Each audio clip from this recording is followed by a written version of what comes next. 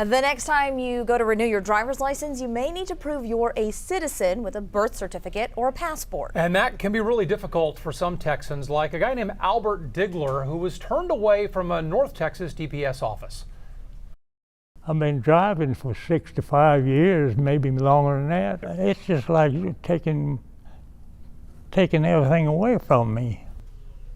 This 95-year-old veteran has no birth certificate. He was born in his family's home back in 1924. Happened a lot back then. Under Texas law, that could keep him, though, from renewing his driver's license. But why is this happening now after all these years? Yeah, David Gonzalez joins us live now to explain the Real ID Act. David. Hey, yeah, Russ and Rika, this is affecting anyone who can't provide the proper documentation. And it's those seniors who have lived their whole life without a birth certificate or even a passport that will be affected the most under this new law. The Texas Department of Public Safety driver's license office is always jam-packed no matter what time of day you go. We're renewing a license. 78-year-old Susan Glasscock has been able to renew her license online with little to no problems. But under the new Real ID Act, people her age now have to show up in person. I will be 79 next week, and I think it's reasonable to make sure that I am still functioning. She's done her homework to make sure this trip to the DMV isn't in vain. They were very explicit in what I needed to bring in the way of identification.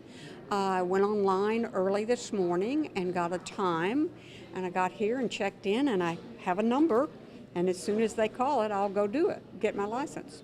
In an effort to fight identity fraud and terrorism, the Real ID Act requires proof of citizenship or legal residency when applying for a new or renewed driver's license. I'm very fortunate. I could just reach and get the passport. I had the, stuff.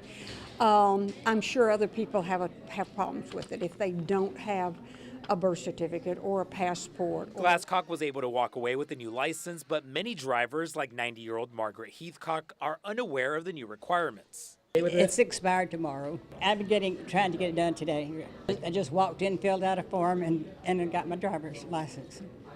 And then today, what did you find out? I have to have my birth certificate. So I'm coming back in another day or two and get it renewed. Heathcock was never issued a birth certificate when she was born, but has a document that takes its place. Awesome. I don't think it'll be a problem, just bring that in, because she said bring it in. Her trip didn't go as planned, but the small setback won't keep her off the road for long. DPS says if a birth certificate was never created or if you've never applied for a passport, well, staff will work with you to try to gather the needed documents to hopefully let you get your license. Reka? Good to know. Thank you, David. Now